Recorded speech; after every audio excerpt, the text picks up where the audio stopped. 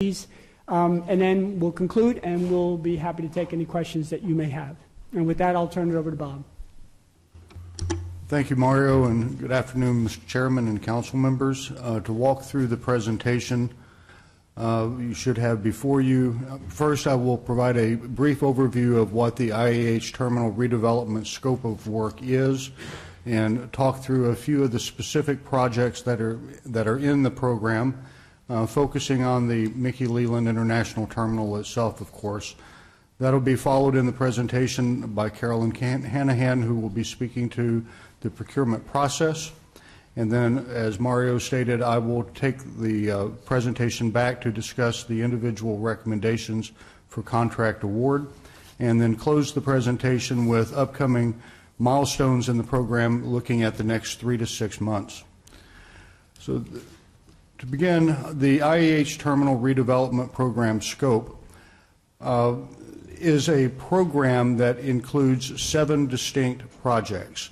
And there are 2 acronyms that a lot of people use interchangeably. Next slide. You have to say next slide. Oh, I have to say next slide. I'm sorry. Next slide, please. Next slide, please. Now we're caught up. The IAH Terminal Redevelopment Program, as I said, actually the program includes 7 distinct projects. And those include, first, United Airlines managed and executed new Terminal C North, the Mickey Leland International Terminal, a new East Aircraft Parking Hardstand, which is essentially a place to park aircraft away from the gates, the Program Management Office Building, a package of landside enabling utilities, which is a utilities distribution network of cooling and heating and electrical service to our terminals in the terminal area, a new Terminal C West parking garage, and a reconfiguration and expansion of our Federal Inspection Services facility. Next slide, please. As I mentioned, the Mickey Leland International Terminal is a project that is part of the IAH Terminal Redevelopment Program. And this slide depicts an artistic rendering of what the terminal may look like.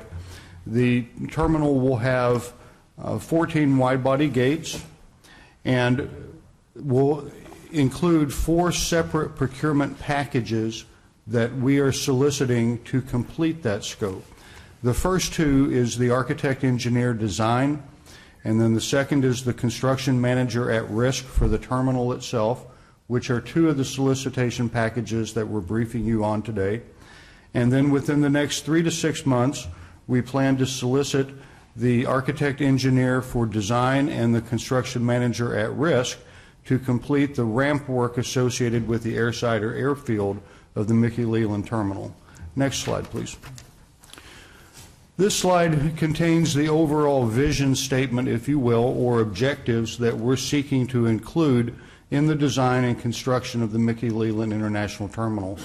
We briefed the committee back in March earlier this year on these objectives, so it's nothing new other than as a takeaway that as we solicited and interviewed and have now reached a recommendation for our designer, this forms the cornerstone of what we are trying to achieve in the basic design and operational characteristics of the new terminal. Next slide, please. This slide, as well as the follow-on slide, speaks to an overall 2-year planning effort that culminates to where we are today.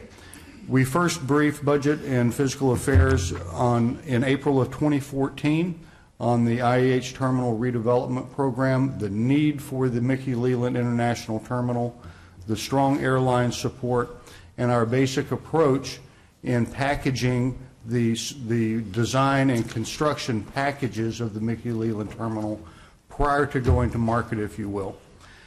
That was followed by the completion of a program definition manual that's approximately 400 pages thick. That's very light reading if you can't sleep one night. And from that, we started a dedicated effort of public outreach. We have completed 3 Industry Day public outreach events to help the local community understand the redevelopment program and the international terminal and briefing them just in time, if you will, prior to release of procurement packages. So in other words, the first Industry Day public outreach event was in August of 2014. Our first solicitation packages were released, as you're aware, earlier this summer.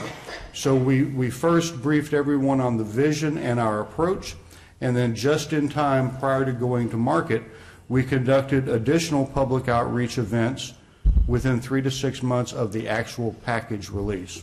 Next slide, please. As I mentioned earlier, we briefed Budget and Fiscal Affairs in March earlier this year, and at that time frame, as you'll recall, is when we were mobilizing our Executive Program Manager and Program Management Support Services teams. Their first challenge after mobilizing was to look at scope and budget for the program, help us pull together the technical specifications, and as you can see, then we released the procurement packages for solicitation in July of this year.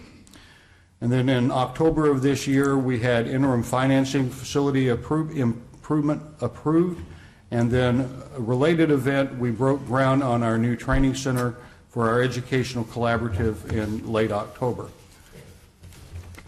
Next slide, please. This begins an overview of our procurement process and our solicitations that were released.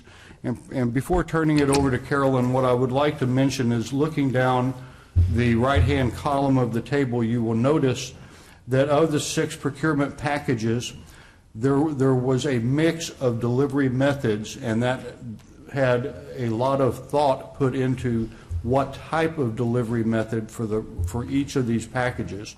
So to briefly speak to that, you'll notice, of course, that the architect engineer is a qualifications package. We elected to go with a construction manager at risk delivery method for the Mickey Leland International Terminal, and that largely reflects the complexity of this project.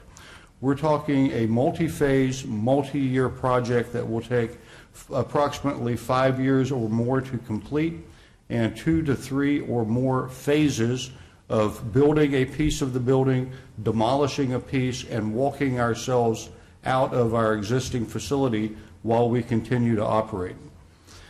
Then that's followed by the landside enabling utilities and the East Aircraft Parking hard stand, as well as the Program Management Office. We elected to take a design-build approach. And the behind decision-making for that approach is each of those 3 projects is an enabling project that needs to be completed to facilitate our ability to do construction on the Mickey Leland International Terminal. As an example, the Program Management Office physically needs to be complete for us to house our program management team and consultants in order to reduce cost and build the efficiency of our team as we approach the program. In addition, the landside enabling utilities is that package that's providing utility services to our facility, so it needs to be operational. We found it to be a much more efficient, quicker approach to go design build on those 3 packages. And then the final solicitation is the owner's controlled insurance program, which was a request for proposals process. And at this point, I'd like to turn it over to Carolyn. Good afternoon.